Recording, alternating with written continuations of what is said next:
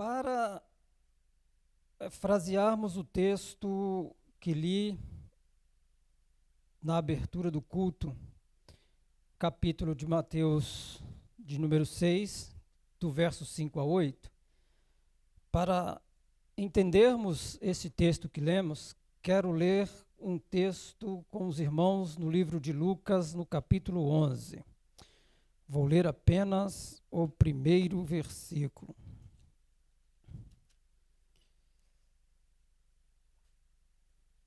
E assim, para um melhor entendimento do livro de Mateus, capítulo 6, do verso 5 ao verso 8. Os irmãos podem me acompanhar aí na sua Bíblia. Lucas, capítulo 11, está escrito assim: de uma feita, ou de uma certa vez, estava Jesus orando em certo lugar. Quando terminou, um dos seus discípulos lhe pediu: Senhor, ensina-nos a orar, como também João ensinou aos seus discípulos. Então ele os ensinou. Que Deus possa continuar falando com todos. Amém. Muito bem. A oração é o nosso vínculo de intimidade com Deus. Isso é indiscutível. E cada um ora na sua particularidade com Deus, o seu modo de se comunicar com Deus. Olhando para o texto de Lucas capítulo 11,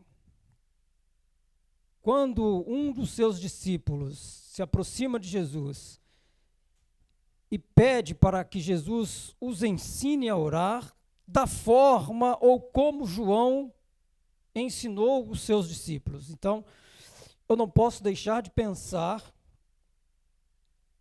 que o discípulo que está pedindo Jesus para que o ensine a orar, como João ensinou aos seus discípulos, provavelmente ou com certeza ele participou, viu ou ouviu João ou André fazendo as suas orações. João e André foram discípulos de João Batista. E eu penso que a oração de João e de André era num tanto diferente da oração que os discípulos faziam. Talvez uma oração mais audível ou de uma forma de melhor compreensão. Quem sabe uma oração não tanto melancólica, mas com objetivo. O fato é que eles pedem Jesus para os ensinar como João ensinou aos seus discípulos. Então, eu entendo que eles já haviam ouvido os discípulos de João orar. E então Jesus os ensinou. E o ensinamento de Jesus é lindo demais. Porque quando o pastor Marcos pregou o capítulo 11 de Lucas inteiro aqui, eu estava no dia, eu fiquei só com o primeiro versículo. Então eu fui esmiuçar. E no ensinamento de Jesus aos seus discípulos a orar, Jesus compôs aquela oração com as nossas características. E eu me impressiono com o ensino de Jesus, porque a cada dia que passa ele me surpreende. Mas Jesus ensinou os discípulos, mas primeiro ele os advertiu de algumas coisas. Mateus capítulo 6, verso de número 5. Jesus vai ensina aos seus discípulos, mas primeiro ele diz aos discípulos: quando orares, não sereis como os hipócritas, porque gostam de orar em pé nas sinagogas, nos cantos das praças, para serem vistos pelos homens. Jesus está dizendo: quando forem orar, não seja como eles. Não sejam escandalosos, não faça para que os outros vejam você fazendo. É isso que Jesus está dizendo. Aí ele diz: porém, quando orares, entra no teu quarto, e com a porta fechada orarás a teu pai que está em secreto, e teu pai que vê em secreto te recompensará. É um assunto seu e Deus. Jesus está dizendo: ninguém precisa ver, ninguém precisa saber. É um assunto só seu. E aí ele diz assim: e orando, verso 7, não useis de vãs repetições, como os gentios, porque presumem que pelo seu muito falar serão ouvidos. Porque Jesus está dizendo: você não precisa repetir a mesma coisa constantemente, toda hora, toda hora, toda hora, porque não é pelo muito que você vai falar. Não é por falar demais que você será ouvido. Não, Jesus está dizendo: não precisa disso. E aí ele dá outra recomendação no verso 8: não vos assemelheis, pois, a eles, porque Deus, o vosso Pai, sabe o de que tendes necessidades, antes mesmo que você peça.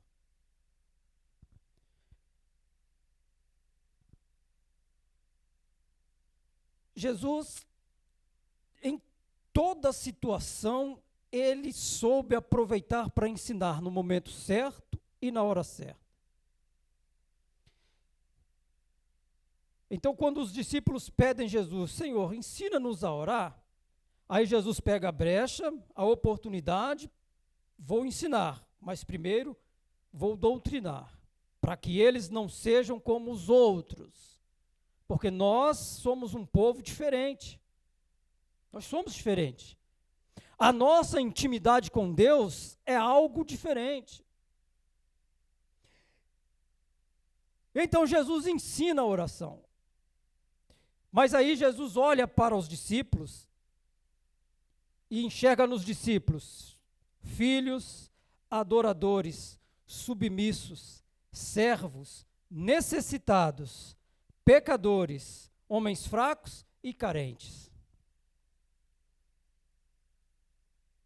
Quando Jesus olha para os discípulos, ele vê tudo isso: filhos adoradores, são meus filhos adoradores, são submissos a mim, são meus servos, eles são necessitados, são pecadores, são fracos e são carentes. Em cima dessas características, Jesus ensina a oração do Pai Nosso aos discípulos.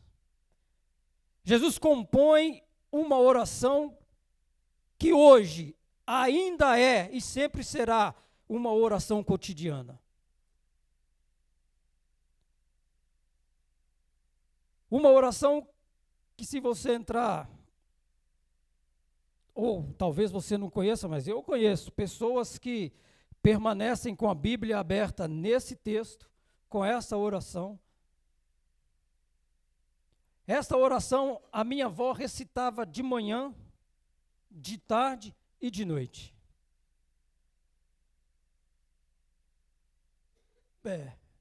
É isso. De tão cotidiana que ela era. Por isso que Jesus ensina aos discípulos esta oração. Porque eu sempre digo comigo: o segredo da oração não é apenas orar, é saber orar. É saber como falar com Deus. É se subjugar, se autoexaminar. Porque a oração que Jesus ensina aos discípulos é uma oração de autoexame.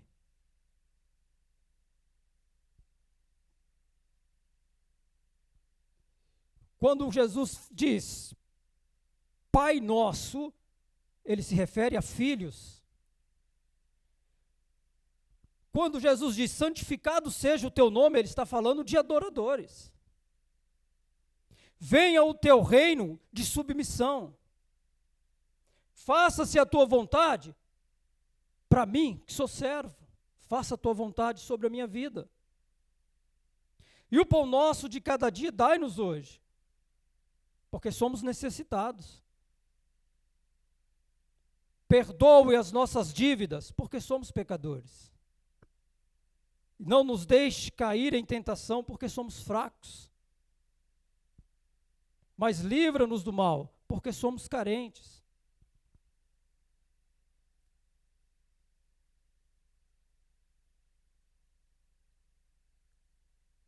Livra-nos, ó Senhor, do mal, porque somos carentes. E a nossa carência nos remete a atos impensáveis que nos acarreta problemas futuros. Mas aí, quando Jesus ensina a oração, e esta oração é a oração de muitos hoje, cotidiana, muitos. Aí me vem a pergunta, e eu pergunto, Senhor, eu posso repetir esta oração? No meu diálogo com Deus? Eu posso abrir o meu diálogo com Deus recitando a oração que Jesus ensinou aos discípulos? Eu posso recitar esta oração no meu momento de intimidade com Cristo? O que eu não posso,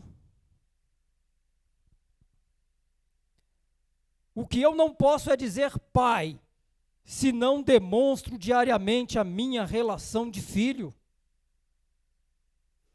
Se eu não demonstro a minha relação de filho para o Pai que é Cristo, como eu vou clamar e dizer Pai? Se eu não vejo como tal. O que eu não posso dizer é Pai Nosso, se vivo num compartimento espiritual, de onde nada sai e onde nada entra. Quando eu penso que no céu estará reservado um lugar especial apenas para mim e para a congregação que eu cultuo. Se eu acredito que só essa igreja, só esses que estão aqui irão subir ao encontro de Cristo, eu não posso dizer Pai Nosso, porque nosso é no coletivo. É para todos. Se eu retenho todo o entendimento que Deus me deu só para mim, se toda a sabedoria que Deus me deu eu retenho só para mim, se eu não quero ensinar, se eu não quero cuidar, se eu não quero evangelizar, se eu não quero pregar o evangelho, eu não posso dizer Pai Nosso. Eu não posso dizer Pai Nosso que estais no céu, se estou tão ocupado com as coisas dessa terra que não ajunto tesouros no céu. Se tudo que penso, se tudo que vivo, se tudo que eu colho, que eu planto é só para viver nessa terra, se eu não me preocupo com a minha vida espiritual, se eu não me preocupo como vou chegar lá, se tudo que eu projeto está alicerçado nessa terra, eu não posso dizer Pai Nosso que estais no céu, porque o céu não me pertence. Se tudo que eu almejo, eu ajunto somente aqui na terra.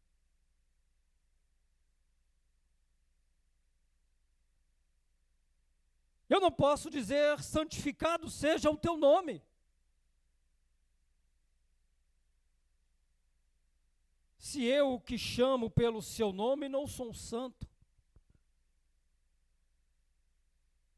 Se eu que sou adorador de Cristo não me santifico, não cuido do templo que é morada do Espírito Santo, se eu não se preocupo com o que visto, se eu não me preocupo como ando, se eu não me preocupo como eu vivo, como eu posso ser santo e como posso santificar o teu santo nome?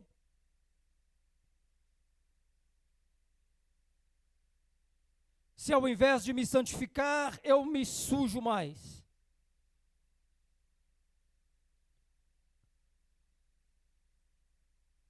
Eu não posso dizer, seja feita, Senhor, a tua vontade, se estou discutindo, se eu estou ressentido e desobediente à sua vontade para comigo. Como eu posso orar ao Senhor e dizer a Ele, seja feita a tua vontade, se eu não concordo com nada que acontece na minha vida? Se eu estou todos os dias me colocando na presença dEle e entendo que as minhas lutas, as minhas provações, as dificuldades ainda persistem e eu vivo descontentemente todos os dias, como é que eu posso dizer ao Senhor, seja feita a tua vontade na minha vida, se eu não busco entender qual é a vontade de Deus para a minha vida? Se tudo que faço é murmurar, se tudo que faço é reclamar, se tudo que faço é questionar,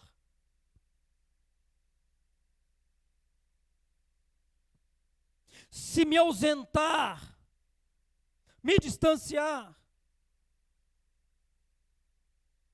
e quando orar, eu vou dizer, Senhor, seja feita a tua vontade. Mas como Jesus irá fazer a sua vontade na minha vida, se eu estou longe dele? Eu estou aqui, mas a minha mente não está, o meu espírito não está. É preciso, é necessário entender a vontade de Deus para a nossa vida. Buscar o entendimento de tudo que estamos passando, de tudo que estamos vivendo. E isso só se dará no momento de intimidade, no momento de comunhão, no momento de oração. Por isso que Jesus recomenda, no momento em que for orar, feche a porta do seu quarto, vá falar com o Pai em secreto, porque Ele sabe, conhece o que você precisa, muito antes de você pedir. E aí a gente pergunta, mas por que todo esse ritual então? Se Ele já sabe o que eu vou pedir, por que é que Ele não me dá? Porque todo pai gosta de ouvir a voz do filho. Porque todo pai gosta de conversar com o filho. Às vezes quando eu vou orar, muitas vezes no meu trabalho, ou até mesmo no caminho para o trabalho em cima da moto, eu sempre começo dizendo, Senhor, bom dia. Obrigado pelo meu respirar. Pai, hoje eu estou me sentindo muito bem. Como é que o Senhor está hoje? Eu oro assim, como se eu estivesse conversando com Ele. E eu digo todos os dias, graças a Deus, que Deus, como que eu posso dizer? Ele não se enjoa de nós, porque todo dia eu digo para Ele, Senhor, não vou te pedir nada, mas o que Tu tens para mim hoje eu recebo de bom grado. No dia que eu terminei de fazer essa oração, eu atropelei a senhora. Tacalei no chão lá, me ralei todo lá. A senhora se machucou muito mais do que eu. E depois de tudo passado, quando eu já estava medicado, tudo bonitinho, eu falei, muito obrigado, Senhor, pelo dia de hoje. Eu não posso me lamentar, porque esta é a permissão de Deus para a minha vida. Se uma vez eu oro a Ele, seja feita a tua vontade, então a vontade dEle será feita na minha vida, e eu não posso questionar ela. Eu não posso, porque Ele é Pai, eu sou filho, e sendo Pai, Ele sabe o que é melhor para mim, que sou filho. E se Ele entende que eu preciso passar por um aperto para poder aprender algo maior, eu tenho que passar por Ele. Se Ele entende que é um momento de clausura, nós temos que viver ela, porque Ele sabe o que é melhor para nós. É isso que Jesus está dizendo para os discípulos. é necessário conhecer as suas condições antes de orar ao Pai. É necessário entender o lugar que você está, a posição que você ocupa, a situação que você vive, o seu estágio de vida, como você trata o seu corpo, como você trata a sua vida, como é que você se santifica para orar ao Pai. Por isso que ele disse aos discípulos, não precisa repetir toda hora, não é pelo muito falar. Não é pelo muito pedir, é como você vai pedir. Não é simplesmente se colocar em qualquer lugar e orar, é como você vai se colocar na presença dele para falar com o Pai. Um filho não pode falar com o pai de qualquer maneira. Um filho não se apresenta para o pai de qualquer jeito. Tem que haver uma certa reverência, um certo respeito. Se eu não tiver reverência para o meu pai, não tiver respeito com o meu pai, eu não posso dizer Pai Nosso. Se eu não me comporto como filho.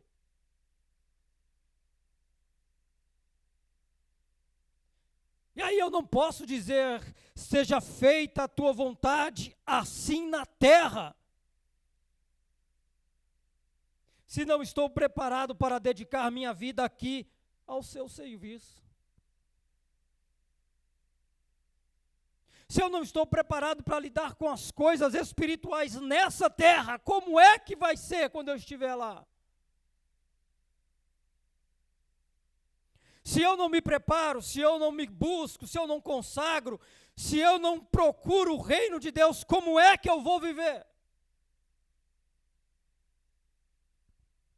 E aí nós dobramos os nossos joelhos, oramos ao Senhor e falamos para Ele, santificado seja o teu nome, seja feita a tua vontade, assim na terra, como no céu. Como é que eu posso viver na terra? Como eu vou viver no céu se eu não consigo viver aqui? Se eu não consigo adorar aqui? Se eu não consigo prestar serviços ao Senhor aqui? Eu nunca tenho tempo, para mim não dá, eu não quero. Qualquer coisa nos destabiliza e destabiliza mesmo, eu sou fruto disso. Às vezes as coisas vêm com tanta força que a gente se destabiliza. Mas eu sou igual bambu verde, eu envergo até o chão, mas eu não quebro. Não quebro. Dessa última vez aí, eu tenho certeza que o diabo falou assim, mais um pouquinho ele quebra. Eu vou apertar mais um pouquinho, ele vai quebrar, e eu estou aqui de pé de novo. Eu não quebro. Eu sou igual ovo, irmão, pode bater, quanto mais bater eu vou crescer, até não caber mais na panela. Assim tem que ser o crente. Porque quando nós chegarmos lá em cima, nós vamos chegar para apresentar o que aprendemos aqui embaixo. E não podemos chegar lá de mãos vazias, nós temos que chegar lá e apresentar algo ao Senhor. Mas se nós não mostrarmos o caminho através da nossa vida, como é que vamos influenciar outros? Tantos influenciadores aí, que influencia moda, maquiagem, isso, um evangelista influenciador ainda não vi. Não, é difícil, não vi. Nós temos que evangelizar os outros, uns evangelizam com a boca, outros evangelizam cantando, pregando com a própria vida. Mas nós temos que atrair outros ao serviço do Senhor. Aí nós oramos e falamos, dai-nos hoje, ó Senhor, o pão nosso de cada dia. Como eu posso dizer ao Senhor, dai-nos hoje o pão nosso de cada dia, se estou vivendo na experiência do passado? Se eu estou aqui, almejando uma vida nova com Cristo, mas eu não deixo o meu passado. Sempre que posso, eu relembro o meu passado. Ou se eu não faço nenhuma questão de ter o que eu pedi a Deus. Eu vou pedir, se Ele quiser me dar, Ele dá. Eu vou orar aqui, mas será que Deus me atende?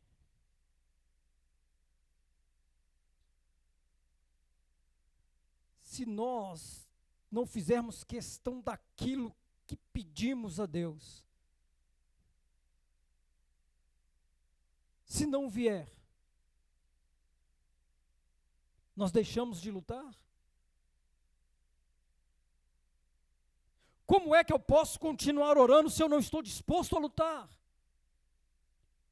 Se eu não estou disposto a pagar o preço? Intimidade com Deus custa caro. Tem que abrir mão de algumas coisas.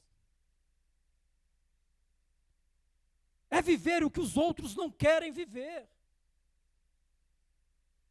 Tem amigos meus que falam para mim, você ainda está na igreja? Eu não tenho disposição para a igreja, não pode isso, não pode aquilo, não pode isso, não pode isso, não pode. Eu falei, pode, pô, claro que pode.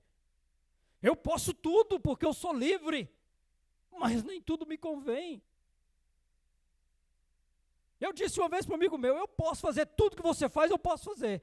Eu posso trair a minha esposa, só que eu não quero. Sou livre. Eu não sou escravo, não sou prisioneiro. Eu posso usar droga que nem você usa, mas eu não quero. Ela não me domina. Eu posso mentir para o meu pastor, posso mentir para a minha igreja, mas eu não quero, porque eu sou livre.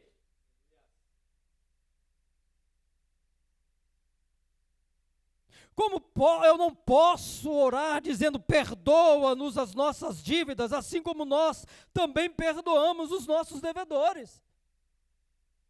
Se eu ainda guardo rancor dos outros, se eu não consigo perdoar quem me feriu, se eu não consigo perdoar o filho que me decepcionou, se eu não consigo perdoar o amigo que me traiu, que me mentiu, como eu posso orar a Deus, pedir a Ele que perdoe as minhas transgressões, os meus pecados, se eu mesmo não sou capaz de perdoar o próximo? Se eu guardo rancor, se eu alimento a ira, é isso que Jesus está dizendo e ensinando aos discípulos. Não seja como os hipócritas que vivem uma vida dissoluta e vão para as praças orar em pé para que todos vejam as suas religiosidades.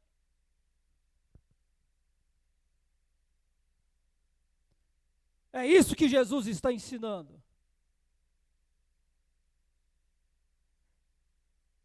Eu não posso dizer perdoa-nos as nossas dívidas, assim como nós também perdoamos aos nossos devedores. E eu não posso dizer não nos deixe cair em tentação. Olha a carência. Porque quando Jesus olhou para os discípulos, ele viu tudo lá. E aí, como é que eu posso orar? Não me deixe, Senhor, cair em tentação, se eu deliberadamente me ponho ou fico onde provavelmente poderei ser tentado. Como é que eu posso orar ao Senhor? Livra-me, Senhor, não me deixe cair em tentação, se eu não deixo o barzinho, se eu não deixo a discoteca, se eu não deixo os lugares aonde provavelmente eu vou cair. Como é que eu posso dizer ao Senhor, não me deixe cair em tentação, se eu deixo de tomar o refrigerante para tomar a cerveja que não tem álcool, se eu deixo de fumar o cigarro comum para fumar um cigarro eletrônico? Como é que eu posso dizer, Senhor, não me deixe cair em tentação, se eu me assento na roda dos escarnecedores? Como? E aí depois eu vou cair, vou transgredir e vou dizer, Deus não olhou por mim.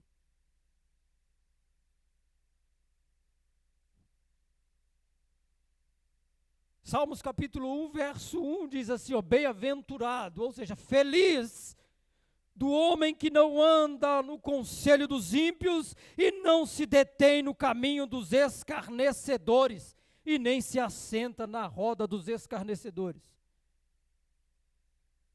Este é feliz,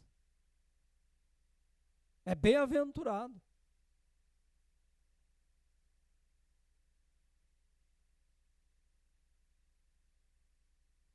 Como é que eu posso dizer? Não nos deixe cair em tentação, mas livra-me, Senhor, do mal. Como? Se eu deliberadamente me coloco num lugar onde possivelmente eu vou ser tentado, e eu vou lá, eu sei que eu não vou resistir, porque é assim que acontece. E aí eu digo, me livra do mal, Senhor, se não estou preparado para lutar no reino espiritual com a arma da oração. Eu oro ao Senhor e digo a Ele, não me deixe cair em tentação. E aí eu me coloco na mesa dos escarnecedores, sento lá. E digo a Ele, Senhor, livra-me do mal aqui, ó. Mas eu não me preparo. Eu não me consagro. Eu não me dedico à oração. Eu não me santifico. Como é que eu posso pedir ao Senhor para livrar-me do mal, se eu não estou preparado para lutar contra o mal? Porque o mal jaz à nossa porta. As guerras estão aí. As lutas estão aí. O apóstolo Paulo escreveu no segundo livro de 2 Coríntios, capítulo 4, verso 17, ele diz assim, porque a nossa leve e momentânea tribulação produz para nós eterno peso de glória. O apóstolo está dizendo aqui, toda luta, toda tribulação que nós passaremos ou estamos passando, ela nos produz um peso de glória. Então é necessário lutar contra o mal, é necessário passar por esse mal. Mas para vencer o mal nós precisamos nos preparar. E como é que nós nos preparamos? Nos consagrando, nos santificando, orando, consagrando a nossa vida a Deus, dedicando os nossos momentos a Deus. Não nos colocando em lugares que possivelmente nós seremos tentados. Se afastando daquele amigo que não te quer bem, porque é um amigo que te leva para uma danceteria, um amigo que lhe oferece um copo de bebida, um amigo que lhe oferece um cigarro, um amigo que te induz a se prostituir, ele não é seu amigo. É secretário do diabo. Porque quando o diabo não vem, ele manda o secretário dele. Eu não vou lá porque eu não posso tentá-lo, mas vou mandar o meu secretário. É assim que o inferno funciona. O diabo não pode me destruir. Então eu vou afligir a família dele. O diabo trabalha dessa forma. Porque aí eu acerto ele. Comigo ele só se lasca, porque eu envergo, mas eu não quebro. Ele não adianta. Não adianta. E ele sabe disso. Sabe disso. Então o amigo que leva você para o buraco, ele não é seu amigo, ele é secretário do diabo, foge dele.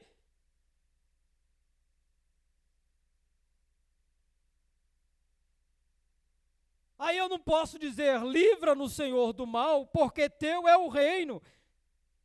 Se não concedo ao rei a obediência e disciplina de um súdito fiel. Como eu posso dizer, Deus, tu és o meu rei, se eu não tenho a disciplina de um súdito? Se eu não obedeço os mandamentos? E Deus, ele é tão bom, que ele escreveu 10 mandamentos para Moisés ensinar o povo, mas para nós ele disse, vou simplificar para o meu povo, apenas 2, amar a Deus sobre todas as coisas e amar o próximo como a ti mesmo. Como é que eu posso dizer, Senhor, teu é o reino, eu quero fazer parte dele, se eu não sou capaz de amá-lo sobre todas as coisas, se tudo que vem na minha frente me tira da presença de Deus, ou se às vezes eu coloco Deus em segundo plano, porque as coisas dos prazeres da carne vêm em primeiro lugar, como é que eu posso dizer a ele, teu é o reino e eu quero ir ao teu reino, se eu não sou capaz de amar o próximo como eu amo a mim mesmo?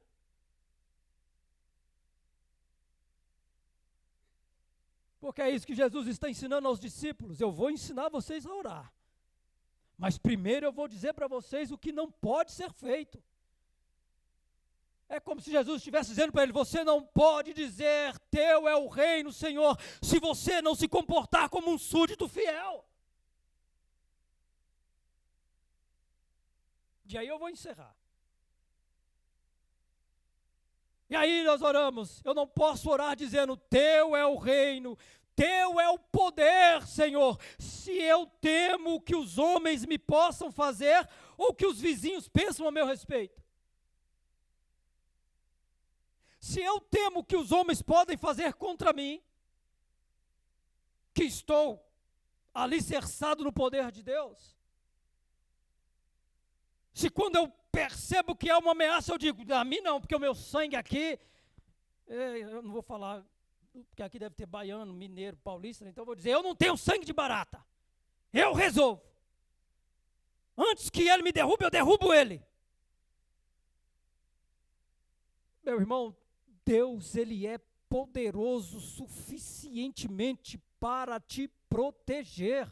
Nenhum mal se suderá, cairá sobre a sua tenda se Deus não permitir.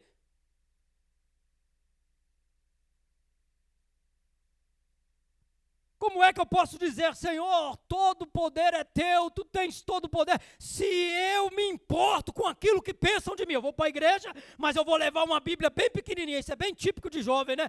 Para que ninguém veja, porque senão vão dizer que eu estou na igreja lá, está virando santarrão, está virando santinha. Tem jovens até hoje que escondem a Bíblia, escondem a harpa, tem homens que vão para a igreja, chega na igreja, coloca o paletó e a gravata, porque lá fora não querem que eles vejam ele dentro da igreja, porque temem o que os outros vão dizer dele.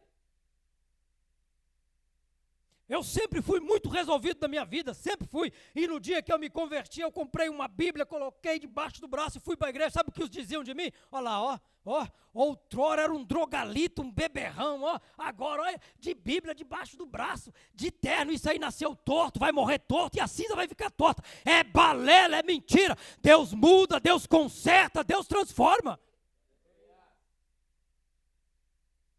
Por isso que o reino de Deus é tomado à força.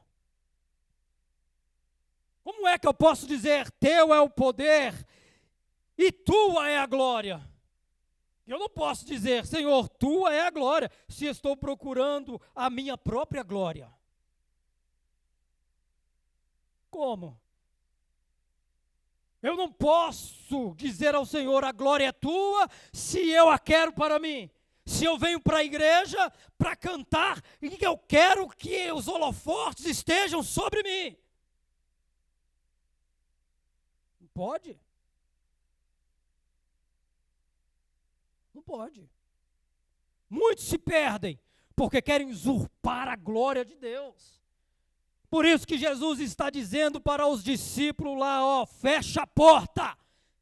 Não faça como os hipócritas que vão para as sinagogas oram em pé, oram para que todos vejam o que eles estão fazendo, porque eles querem a glória para si. Olha como ele ora, olha como ele faz, olha como ele age. É isso que Jesus está dizendo. Eu não posso dizer, Senhor, a glória é tua, se eu a quero para mim.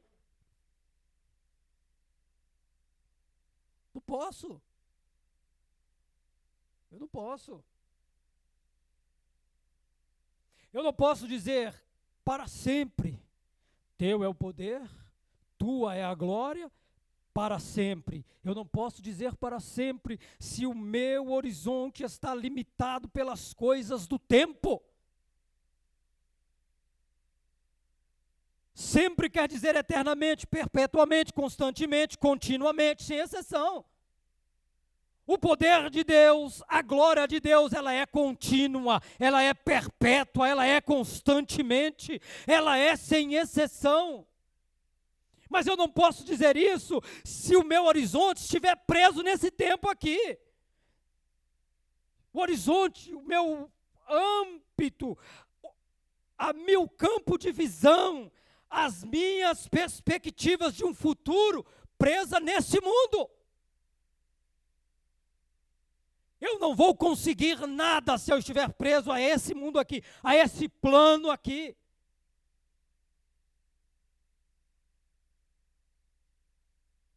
João capítulo 14, verso 2 e 3, Jesus disse assim, ó, na casa do meu pai há muitas moradas.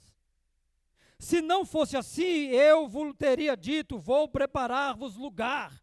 Se eu for e vos preparar lugar, virei e vos levarei para mim mesmo, para que onde eu estiver, estejai vós também. Nós estamos aqui, mas nós não somos daqui. Nós estamos trabalhando aqui, caminhando aqui, mas nós não pertencemos a esse mundo aqui.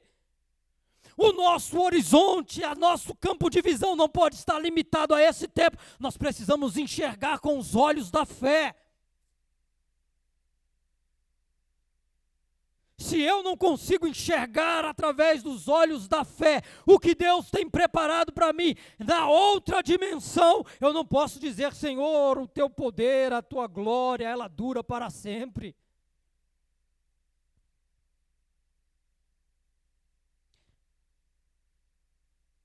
Aí quando nós fazemos a oração, nós dizemos amém.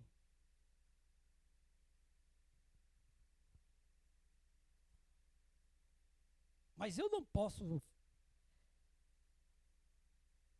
orar a Deus e dizer amém,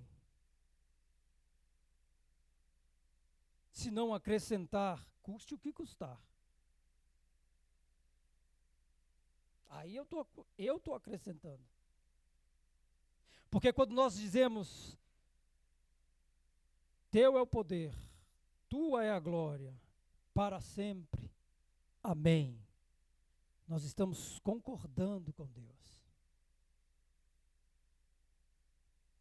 Nós estamos aceitando a Deus. Mas eu não posso dizer, teu é o poder, tua é a glória, para sempre, amém, se eu não disser, custe o que custar. Porque fazer esta oração, honestamente, para a minha vida espiritual, equivale a consagrar tudo a Deus, tudo a Ele. Porque Ele é Pai, nós somos filhos. Ele é santo, nós somos adoradores. O reino é dele, nós somos submissos a Ele. A vontade é dele, nós somos servos e ela tem que se cumprir na nossa vida. Não é a nossa vontade que se cumpre na dele. O pão que nos dá todo dia pertence a Ele, nós somos os necessitados. Ele perdoa todos nós, porque nós somos pecadores e necessitamos de perdão todo dia, todo instante. Ele nos guarda das tentações, porque nós somos fracos. Por isso que Jesus disse, não sentem na mesa dos escarnecedores. O salmista escreve. E Jesus, de todas as formas, Ele nos livra do mal. Porque Ele entende, Ele sabe que nós somos carentes. Então eu não posso, diante de tudo isso, dizer apenas amém, sem dizer a mim mesmo, custe o que custar, Senhor, eu estarei de pé. Custe o que custar, Senhor, eu estarei lá. Custe o que custar, Senhor, eu farei a tua vontade. Custe o que custar, Senhor, eu serei obediente. Custe o que custar, Senhor, eu serei fiel. Ainda que tudo colabore para que nada aconteça na minha vida, eu serei fiel, custe o que custar.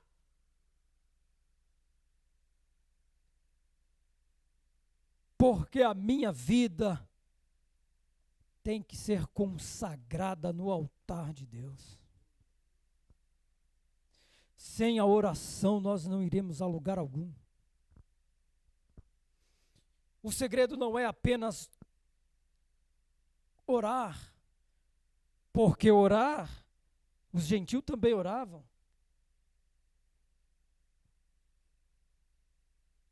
não é apenas recitar palavras, não é apenas se colocar no meio da multidão e gritar mais alto, repetidamente, não. O segredo é fechar a porta da sua casa, trancar o seu coração, blindar a sua mente, escancarar a sua alma, se santificar e se colocar na presença de Deus e dizer: eis-me aqui, Senhor, usa-me a mim como queres.